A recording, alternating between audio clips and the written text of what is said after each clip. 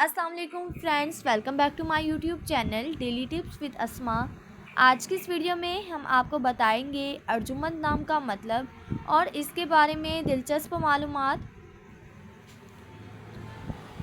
अर्जुमंद नाम का शुमार लड़कों के नामों में होता है। अर्जुमंद एक इस्लामी नाम है। अर्जुमंद नाम की इब्तदाई तारीख फ़ारसी ज़ुबान से निकलती है। अर्जुमंद नाम के लड़कों के लिए खुशकिस्मत नंबर 7 माना जाता है। माहिरीन के मुताबिक अर्जुमंद नाम के लड़के बहुत खामोश रहने वाले होते हैं। अर्जुमंद नाम का मतलब है अक्लमंद और पसंदीदा।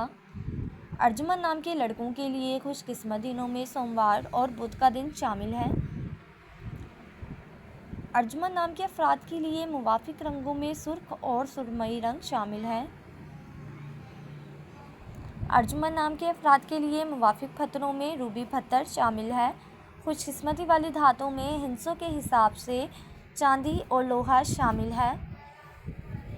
फ्रेंड्स, अगर आप अपने नाम का मतलब जानना चाहते हैं तो कमेंट बॉक्स में अपना नाम लिखें। इंशाल्लाह हम आपके नाम की वीडियो ज़रूर बनाएंगे। Thanks for watching. अल्लाह हाफिज़।